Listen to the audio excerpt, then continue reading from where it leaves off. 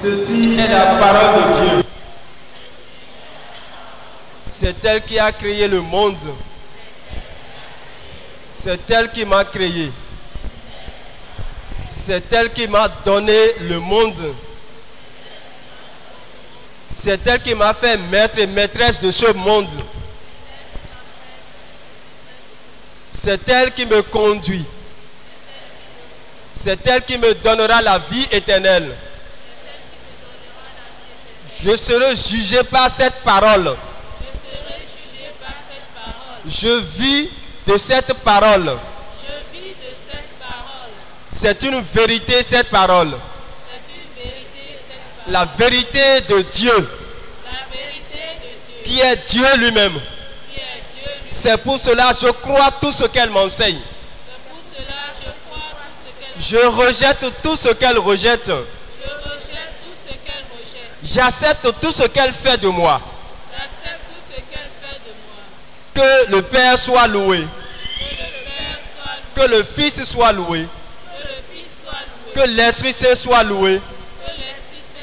Maintenant et pour les siècles sans fin. À cause de cette parole qu'il m'a donnée. Merci Seigneur pour cette parole.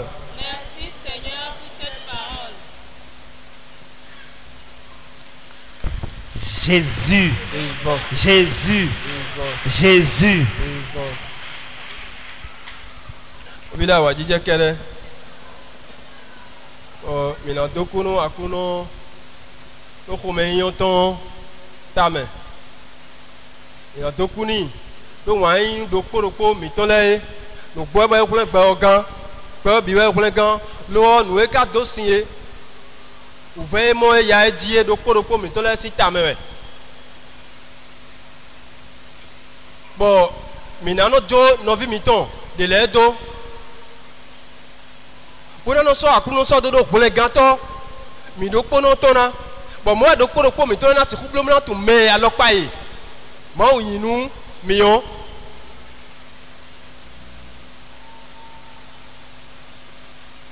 mi mo do nous rira nous content mais de akuno tien de vito bodo de viro et do nous mi do nous rira mais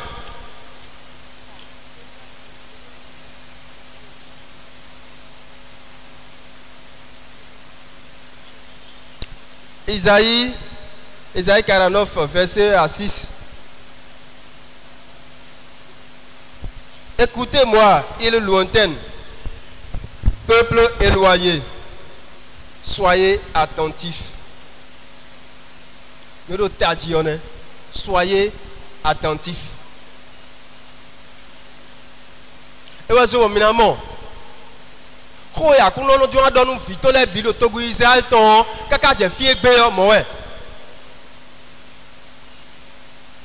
Dans Deutéronome 6, verset 4, avant de laisser les commandements au peuple d'Israël, le Seigneur dit: écoute Israël. Donc,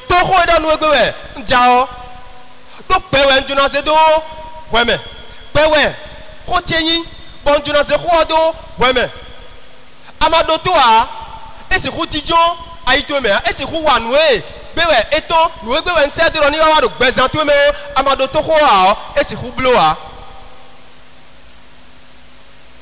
bon mino wa yewe ko me cho ya ko ma we no kha ma ko we no do nu mi ko ne yin hwinu we no ba ku no do bon de mo sien do nu ko to an mino wa yewe ko me cho no do to ko ne o bon de mi so wa yewe ko me je mi no so mo levoton. On n'écoute pas la parole de Dieu. On reste dans l'église. On a d'autres préoccupations qui pèsent sur nos cœurs. Plus que la parole qui va nous donner la vie. Cette parole qui nous jugera. Cette parole qui va même, tel que le Seigneur l'a dit. Si vous avez une seule petite foi comme le gré de célébrer, vous direz à une montagne: déplace-toi et va te planter dans la mer, et cela vous arrivera. Ça va s'accomplir. C'est la parole de Dieu. Donc cette parole peut déplacer ce que tu as sur ton cœur, qui pèse sur ton cœur. Nous ba ne de we bo khu gamba masise ma ho a ma ho ne wana de no ne si aitu me amaka do to a ana ton problème de rewa ye ko me o po ma ho nu po e ba ma no da tigba e problème pere po ha ku to di do me nu obi jijo e yo David bo do David che wa ma so we aso bo to vi ma do to aso e so en ha o e na se nde pon bona eblo nu e juro yo bona ma o si juro a de se yo e wa eblo nu ma o so yo wa eblo a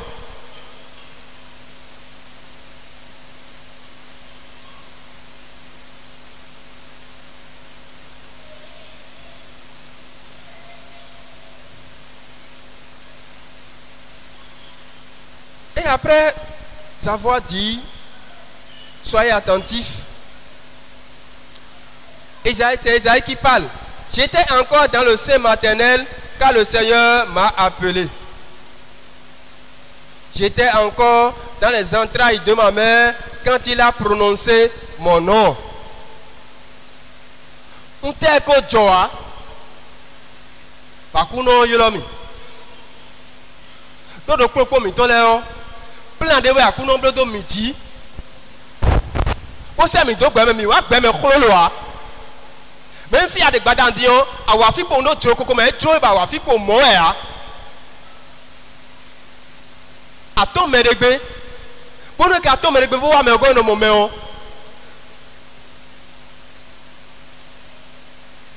Ou plan we akuno blodo do popo mi to la di bo ko no mi mate ko ti me obia no mi to si adogo me ha mi do ayi to me.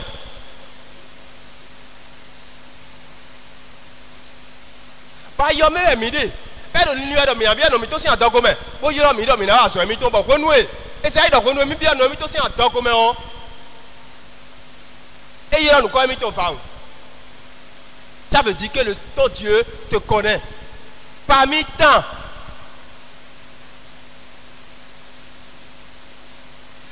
les 12 milliards d'âmes dans le monde entier. Le Seigneur te connaît. Il connaît chacune de nos noms. Chacun de nos noms. Il comme il tourne à kuno tu no propo, o tu no mi da we bon degbe we, e sa we do, mi kro nya no ne o sin gbe ya. Nu e ke kunu mi de o, e we mi wa gbe fi o mi no blodo, mi ti dide, e no juro to wa. To gunde. Pour nous, les États-Unis, tout le monde est des boys non et non d'eau. Au à quoi fournir nous et tout les bon pour te mettre les boys non bleu. Et nous avons des dons nucléaires. Boy d'ailleurs tout fille nous y nous y bon moi ma bleu n'y a pas quoi de pour bon. Et y a bleu mais de bon mais on a y a sorti à toi bon mais on y a sorti à toi au moi et bleu mieux vidéo pour donner des ou tout pour ça me donc quoi mais. Ben bleu mi bon moi dit bon pendant l'idée d'accord pour que vous soyez pas encore bon visi wala pour la main un bloc ville vite le boss est donc même dans sol le na iwa numi et ka je même dire nous dossier et on et tu as sordo et de ton côté nous on so et de to boy do et to de na blow on a bloc ouais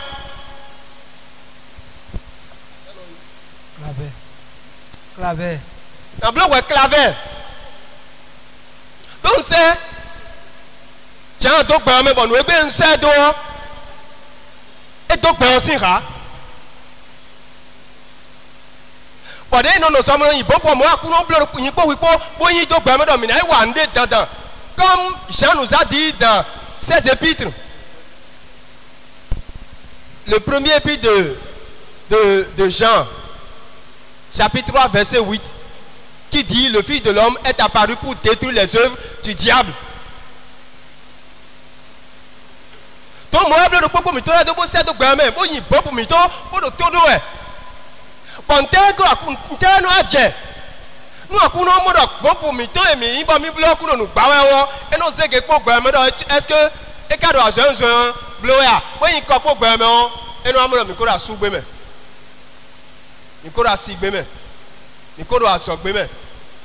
Micro fibeme, micro noué, me fit les carré, monte au kéké.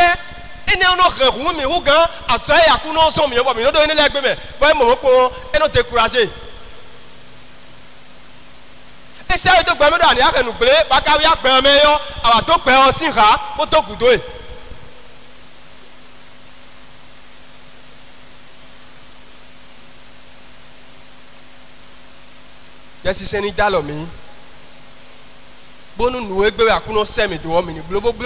avons fait.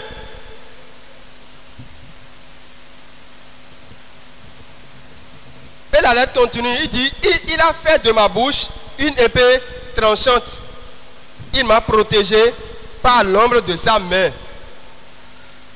Akuno kade chobon kadu ya ilo Dieu tintoa. Ma wodea. Fite kade. Bo dan lo kadu gbigbo mi e. Fite kade. Ba suti ahuzu hozodo konumi. Fite ma ukade.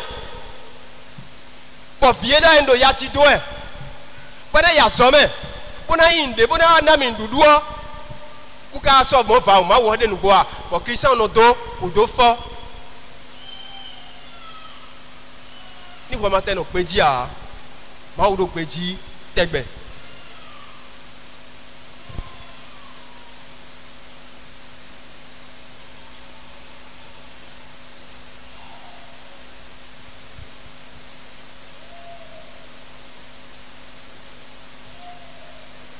Est-ce que ce Dieu qui m'a créé, qu'on m'a dit, ce n'est même pas que tu as constaté que un Dieu t'a créé.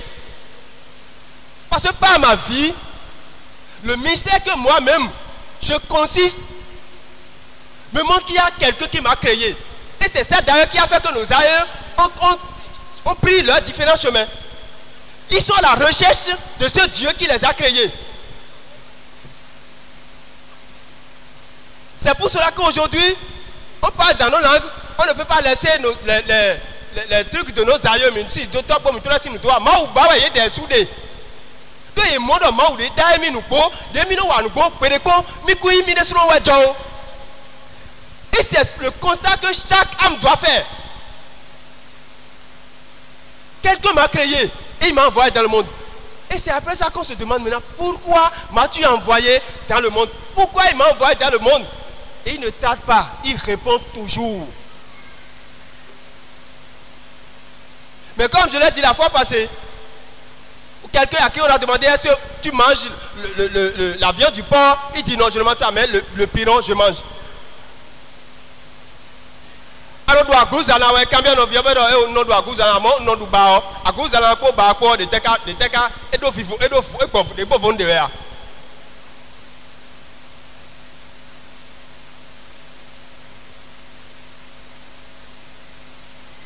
Et bon, on ne cherche pas à faire ce que Dieu veut, mais on passe par tous les moyens pour écarter la volonté de Dieu, pour faire sa propre volonté. Ça aboutira à quoi? À rien que là où cela peut t'amener. Parce que quand je fais dos, je quitte la volonté de Dieu, je quitte le système, je quitte le canevas, le chemin que Dieu m'a tracé. Je quitte ce chemin, je fais le choix de mon propre chemin. Et mon propre chemin, ce n'est pas le choix, ce que Dieu veut pour moi. C'est pour cela qu'il faut crucifier sa propre volonté. C'est trop ouais ton sodo à cruz outil pour wa mauton. Donc mautawe nous sous-sous-to mais c'est pas y a qu'on donne mission.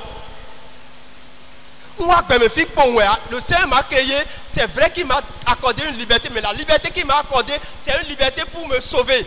Tu vois que ma una mieux na me joko comme na do ko mi ga na we et na me joko ko do mai buna do ya cruz outil beaucoup e kudo nyi po ko visita me ta to me e kudo. Mon fils, quand Jésus est venu verser son sang, la sentence, je ne sais pas comment expliquer.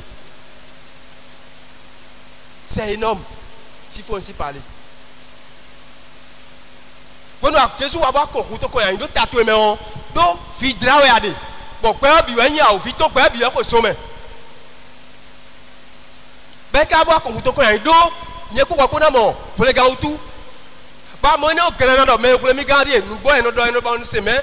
Nous ejons un ablo, un ablo tu es père. Et à ma casse, nous à Kuno Zonwea, Asido, c'est pour un bioya. Maka c'est pour ya.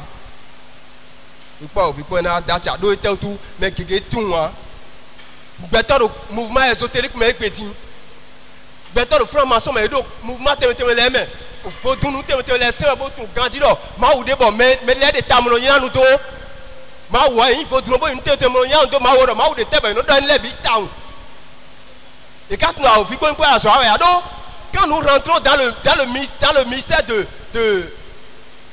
l'invisible, des ténèbres, Satan aussi a un palais. Nous aimons blé, on est. Et nos palais, nous disons, c'est quoi dans mais nos bio et mais nos quoi de mamile. Pour les coumélés, bon, à nous avons quoi, nous tolérons, il nous a donc nous mieux hier, permettez nous de nous y aller, bon. Et nous tirons, et vous donnez les dons, nous avons filé quoi d'abord, les dit, nous couvrons, quoi tourner. Tout ça là, le démon fait ça pour tromper. Nous, et coucou doit finir à mina ino, mi quoi qu'on a nos bêta mais apocalypse dans le mido, nous les biona, on a vodo, ma visi ma voix, bleu, nous on a podo, nous est bleu la cobi, quoi de sommet à yokodo, mais quoi de la bico, et des sous-sado à télé, il y en a de nous, mais des bouées, et n'a pas ouvert, pour me quoi pour le sommet là, n'a pas ouvert, soit il gagne le bon nombre de tabac, mais il y a bien eu dans son même on a tiré. Mais on abandonne ce que Dieu veut pour soi et c'est sa propre volonté qu'on fait. Alors, le Père, on nous voit imitant, nous imitant, nous marrons. Alors, et ça nous tient, ça de nous, oui, didana. Oui, didana, il y a un bar ici, nous y a quand les deux.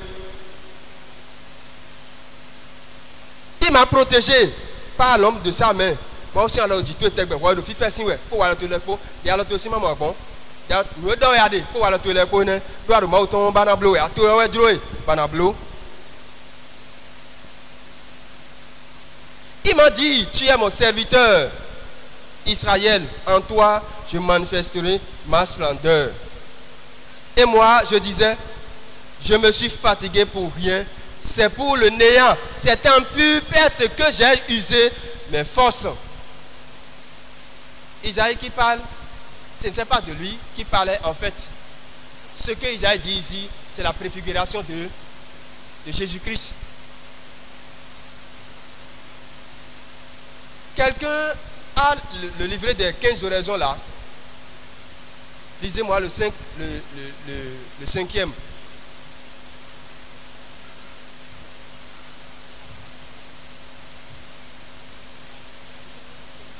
Le 5e oraison.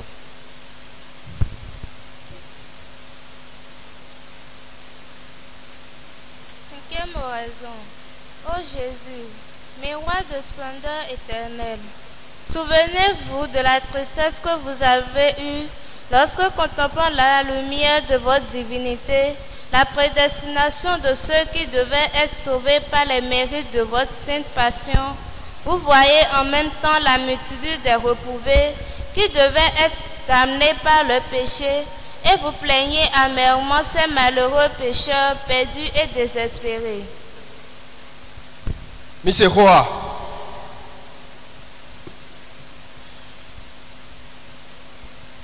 dit, ô Jésus, miroir de splendeur éternelle, souvenez-vous de la tristesse que vous avez eue lorsque, contemplant dans la lumière de votre divinité la prédestination de ceux qui devaient être sauvés par les mérites de votre sainte passion, vous voyez en même temps la multitude des réprouvés qui devaient être damnés par leurs péchés, et vous plaignez amèrement ces malheureux pécheurs perdus et désespérés. Quand tu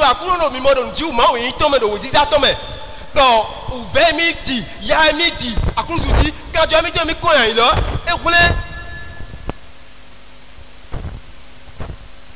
mais les gants, mais les gants, vous nous donnez au mot, et donc ouais nous là de mimo ya solopo mais et donc multitude maha mais malgré et qu'on route ko un cho yesi ali de fo boy boule yo et moyen là solopo ba yi ouvert d'aroni. Voilà ce que cette partie nous dit. Je me suis fatigué pour rien. C'est pour le néant. C'est en pure perte que j'ai usé mes forces. Non, vite. Qu'est-ce qui fait que le Seigneur, dans ta vie, se lamente?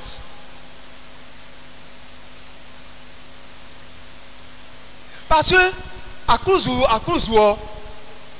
et c'est vrai. Ben non, on voit que c'est la souffrance. Mais quand on parle de la passion, ça dépasse la souffrance. C'est un amour. Quand on parle de la passion, c'est un amour débordé, s'il faut ainsi parler.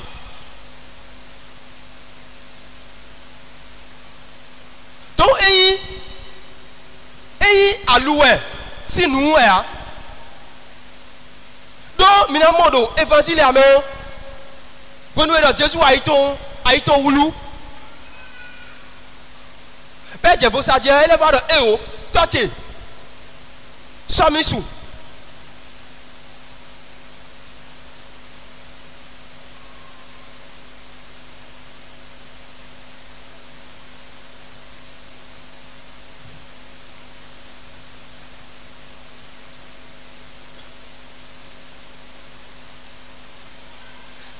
Judas et quand Judas eut pris la bouchée, Satan entrant en lui, Jésus lui dit, alors, ce que tu fais, fais-le. Mais aucun des convives ne comprit pourquoi il lui avait dit cela. Comme Judas tenait la bouche commune, certains pensaient que Jésus voulait lui dire d'acheter ce qu'il fallait pour la fête. Maintenant, on dit, quand il fut sorti, Jésus déclara, maintenant le Fils de l'homme est glorifié. Maintenant le Fils de l'homme est glorifié. Donc ce n'est pas et ouvert si nous et ouvert nous gomme nous na djegudoto Jésus ko desu ko mon go ka ba ko do ko vuto le do ye na humi e na taya na blonu binimi lo du de ji do po enka do wen na fosi ku jewe. Donc ouvert de boumeo mi non fli ajaye do nu ko nu mi o eyi ouvert mi do kwa le do we amen. Nous avons tout le temps, nous et aïe adonu ado o ajokanto ya na sai no sisa to e kwa me si sai pon tato e kwa kwa bodo pon wewe ya me sai ado sisa we po tienje de die e a sabe hu ga me de to e abi nu odo fi ne fe tu ba kwaje ndebuji a akwaje to yo ji ko kwa we do fi ne ba kwaje ji bo me le vola yi ko bodo de akwaje ji o sawe pon wewe bokola mo ado to lo sawe pon wewe akwaje de ji bo amayi ko arrive ton bo ka do arrive ton sawe o enele we yi a o fito e no adundo akwato me na no fito esi aso le aso wi de suto le ouverte me de le e yenele we a mi kan mi na se keke podo keke e yenele we a lo ouvert e modo ya jiji nous yi gbe na bo so bo pan lo negbe bon awa kam ku to gado alogu to pe ton do wiwa cho un dogan bo yi kaka vivant nous. Voilà ce qu'on peut appeler souffrance de la croix, souffrance de l'amour, la passion.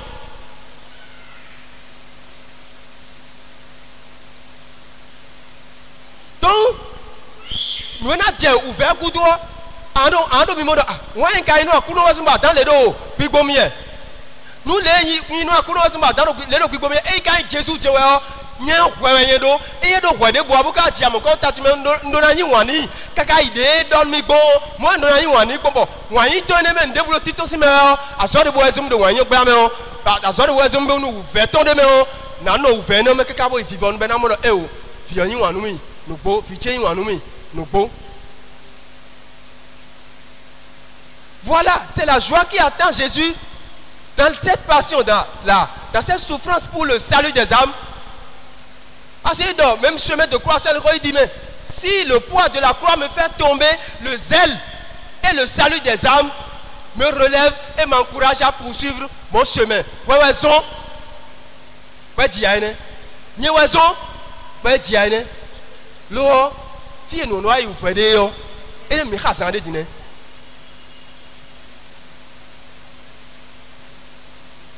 Chemin de croix, où est-ce?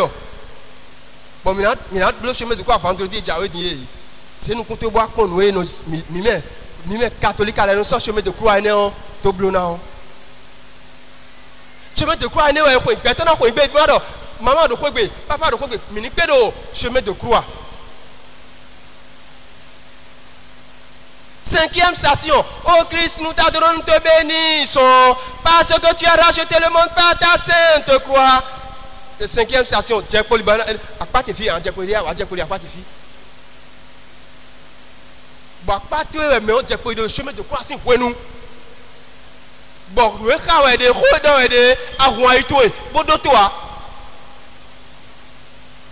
Nous avons ouvert, nous avons donné de toi, bon, avec dialogue de vous. Et nous, bah, au vito, donc, oui, nous viens côté pour monter mon ouvert, nous avons on récolte tout parce que c'est une semence. Des boulons d'or. Et non sous Dieu. Disons que nous avons nous bois sous pour nous premier aider un cadeau de nous. Pour y m'a envie d'agir nous pour avoir ya kuno zombie pour nous et bleu pour dire à moi aussi bien. Et ben yo na donne aussi bon à soi donc nous rébellons. Et nous yablons le breton. Et qu'on fait où? Pour détruire, c'est rapide. En un clin seul d'œil, on peut détruire. Mais réparer, regardez par exemple une maison à étage. Quand ça veut s'écrouler, c'est en un seul instant, en un clin seul d'œil, ça s'écroule. Mais pour refaire cette maison à étage là, regardez combien de temps on prend. C'est comme ça si nous péchons contre le Seigneur. Il est bon de pécher, on le fait rapidement. Mais la réparation, et voilà que ce n'est pas un seul péché que nous voulons purifier. Il y a péché sur péché, péché sur péché, péché sur péché. Et quand est-ce que nous allons finir de pécher pour réparer ce que nous avons causé comme tort pour le Seigneur, qui est saint, sans péché, qui a ainsi souffert pour nous. Il a sa propre volonté et il est égal à Dieu Jésus-Christ. Mais le Seigneur l'a créé en tant que serviteur. Le Seigneur l'a envoyé, il a prêché en tant que serviteur. Parce qu'il a vu que ce que le Père a demandé, ceux qui sont dans le monde ne le font pas. Je décide, Père, de les sauver. Comment?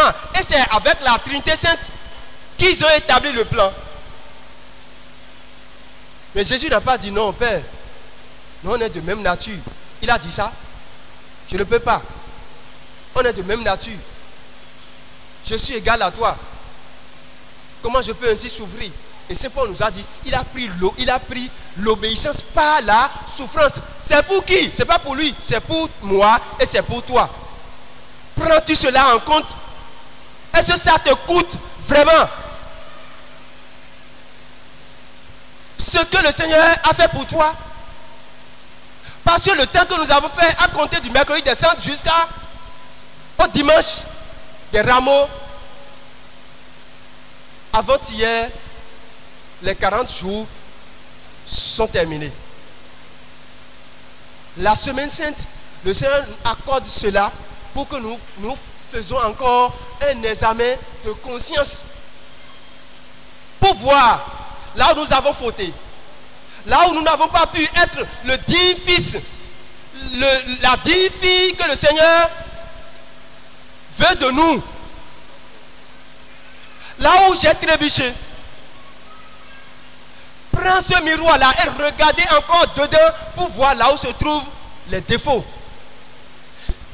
Et pour que, après cette semaine, après la résurrection de Jésus-Christ, les péchés de passé ne recommence plus. Je ne recommence plus avec les péchés de passé. Mais que je sois un être nouveau. Un être divin. Je dis bien purement divin. Parce que pour nous montrer qu'on peut être dans la chair divine, le Fils de Dieu a pris chair. Aujourd'hui, dans la Trinité Sainte, ta chair se trouve dans la Trinité Sainte. Ce qui montre qu'après ce monde, si tu fais bien ce que le Seigneur te demande, tu iras le rejoindre là-bas avec cette chair qu'il a pris pour monter au ciel. Mais si tu fais le contraire, mon frère, il ne faut pas qu'on se mente. Il n'y a rien à faire.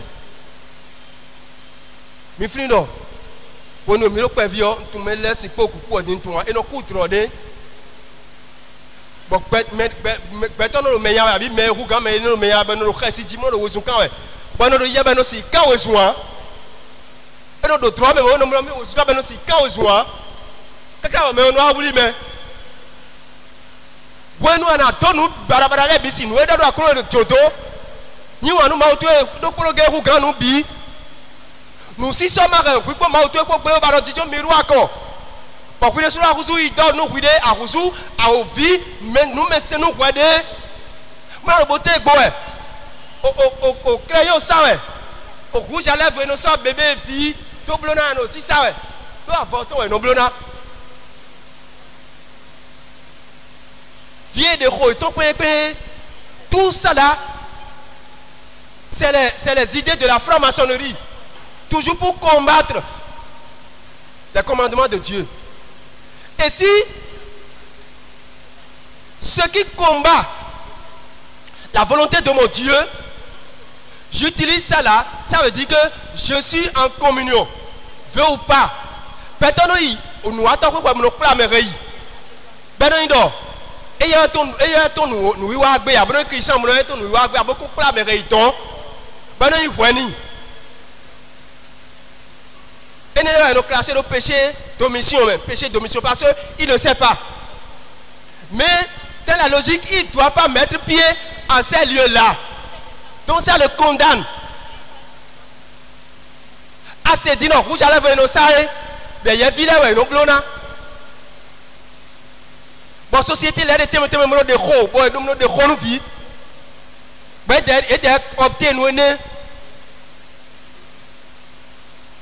pardonnez les bibelots, à rouge à lèvres, ça, bon, et nous, lèvres sur le bord, et nous, rouge, maoutou, et baron de où, de Wepeko. Et donc, merci pour nos filles. On vient sur le rouge, merci on le gossi. Peut-être c'est on vit que nous pouvons attendre. Nous nous vient prématurément, mais à ouvrir nos boulets, moi, nous voulons sur un sort de dos, à ouvrir nos sur un sort de dos, démon, nous devons avoir. Pardonnez que dans les teams, dans les rouges, dans les nogossi. Bon, dans le petit mot, et mi wa écoute bandit, oui, nous, mi wa écoute, et nous, maoussé, ouais, et nous, tontu, et voado, à ouvrir nos dos, et mi wa y. Moi, je suis nous biou. Et quand on dit que attaquer les chrétiens, ils ont deux échecs. Il voit que quand il va attaquer un chrétien, qu'ils ont toujours échoué. Et la femme de Satan, qui s'appelle Jacqueline, la sirène Jacqueline, lui dit non, que c'est Lucifer qui a le pouvoir plus sur tout le monde.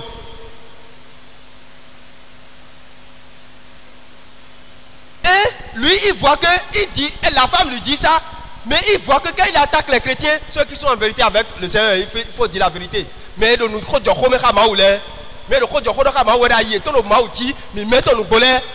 il dit que quand il va attaquer ces gens de personnes, ils ont toujours des problèmes.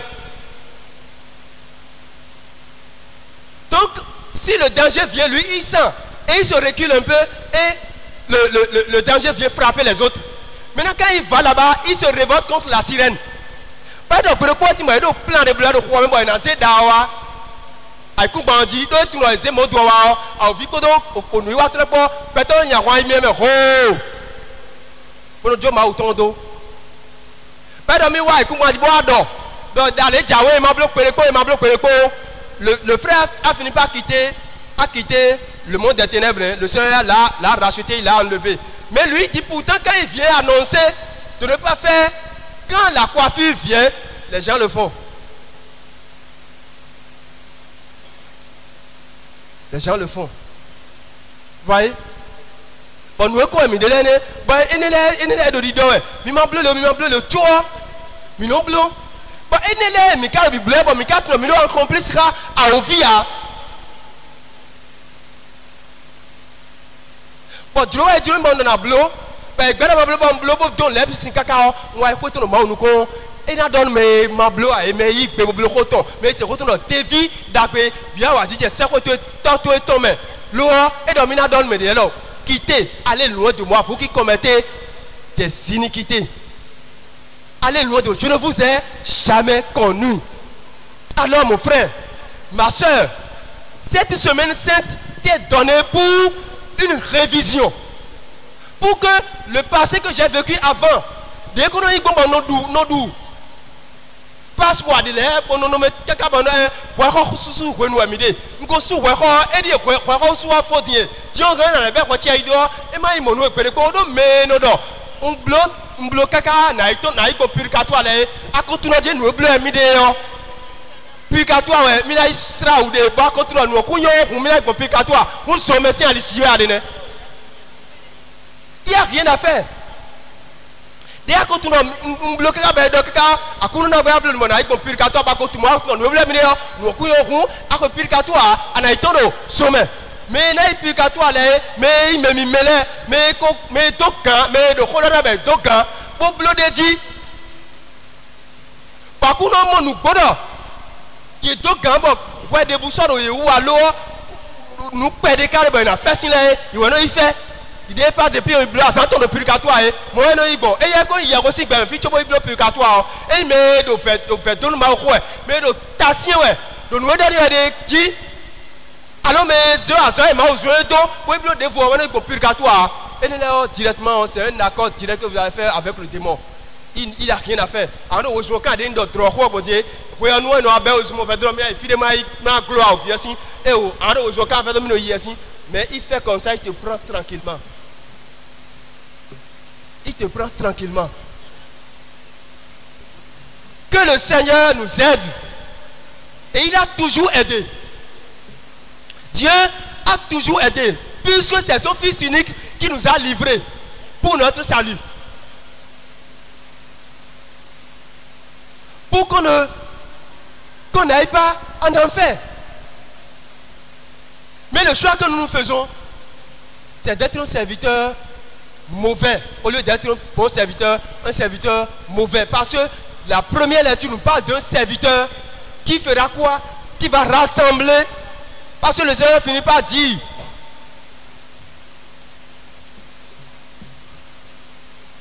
après que le serviteur a lamenté, écoutez,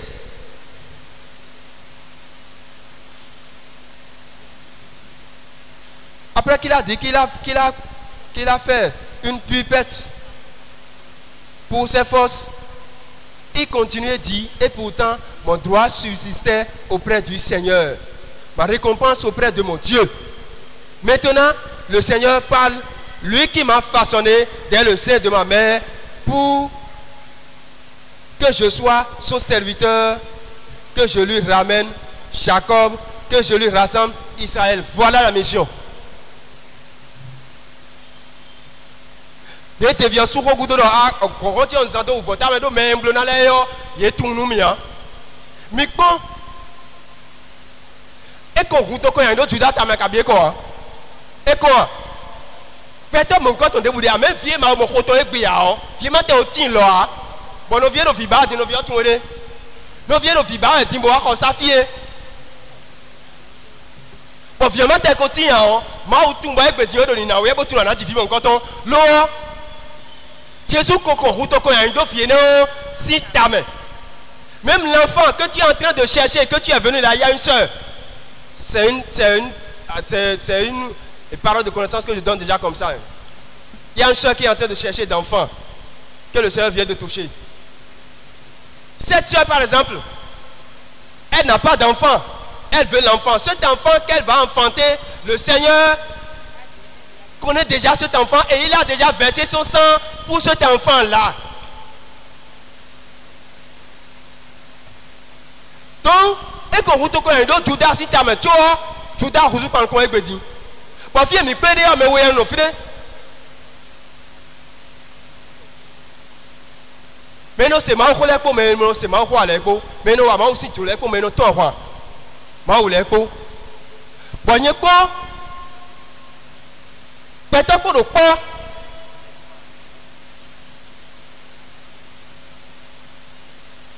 Bon, mais quand on va tomber là, aussi, mais ouais, quand il boudou. Mais tu l'aimes, il y a des souhaits qu'à tiens. Bon, nous, et donc, vous êtes Jésus, non, vite. Nous, dormons, il est dit, nous, nous, mautoué, nous, nous, non, so, nous, nous, kento, blolé, maman, babouran, bloa. À tout goût de roi, des maudons, pour tout d'ailleurs, et ton si meilleur.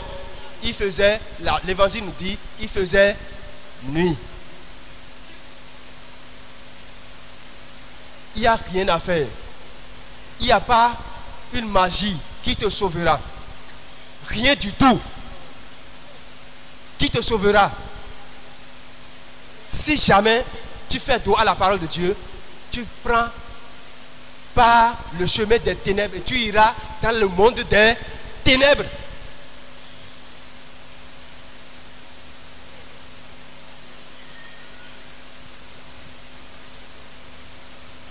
Donc, cette semaine nous est donnée pour une révision générale pour tout ce que nous avons eu à faire, les efforts que nous avons eu à faire dans ces 40 jours-là. Qu'est-ce qui reste? Quand un pauvre crie, le Seigneur entend. Ce qui reste, si tu es sincère avec ton Dieu, crie vers lui. Il dit, je ne vous refuse pas de tomber. Ce n'est pas qu'on fait le choix de tomber. Hein. Ce n'est pas ça. Hein. Faire le choix de tomber, faire le choix de pécher, ce n'est pas ça. Hein.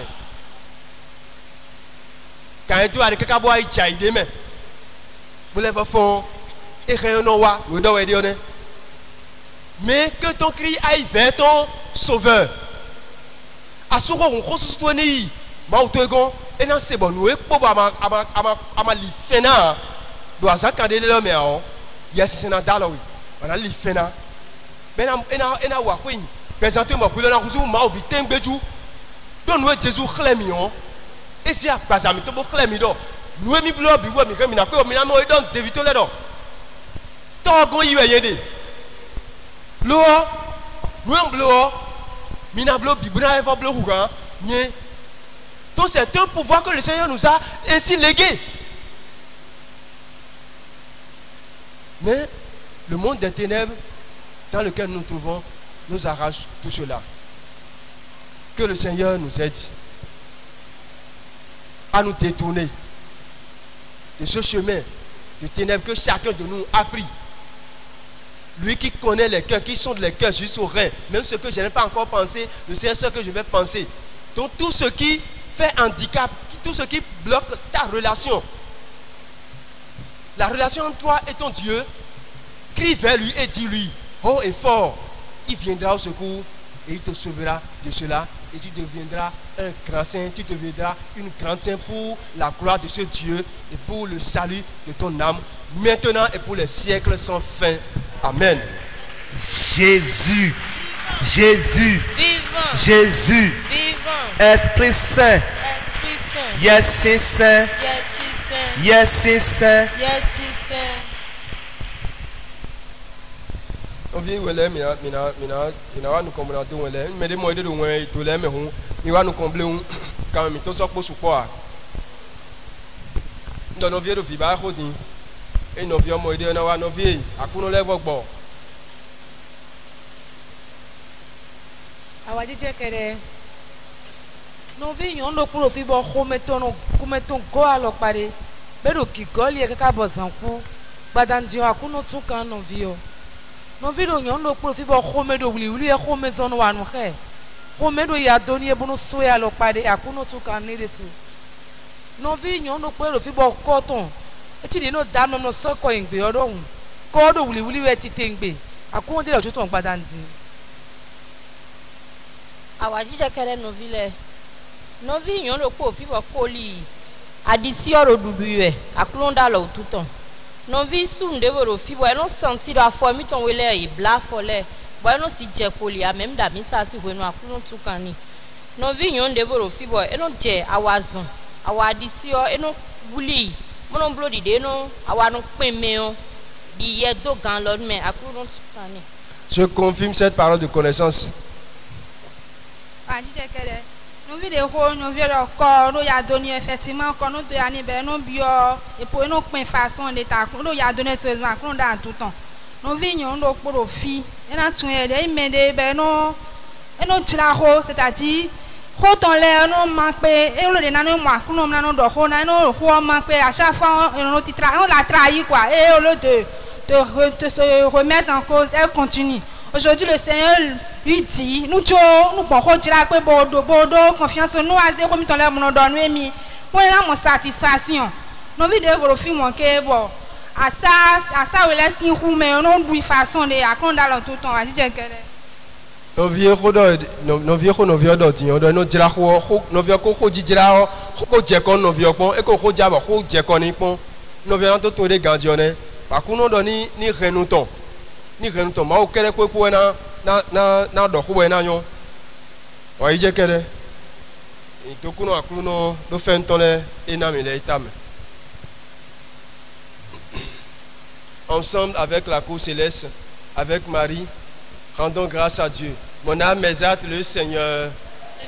Esprit en Dieu, mon ensemble, sauveur. il s'est penché sur son humble servante. Désormais, tous les âges me diront bienheureuse. Le puissant fit pour moi des merveilles. Saint est son nom. Son amour s'étend d'âge en âge sur ceux qui le craignent. Déployant la force de son bras, il disperse les superbes. Il renverse les puissants de leur trône. Il élève les humbles. Il comble de bien les affamés. Renvoie les riches les mains vides. Il relève Israël son serviteur. Il se souvient de son amour, de la promesse faite à nos pères en faveur d'Abraham et de sa race à jamais. Gloire au Père et au Fils et au Saint-Esprit, Comme il était au commencement, maintenant et toujours, dans les siècles des siècles. Amen. Le puissant fit pour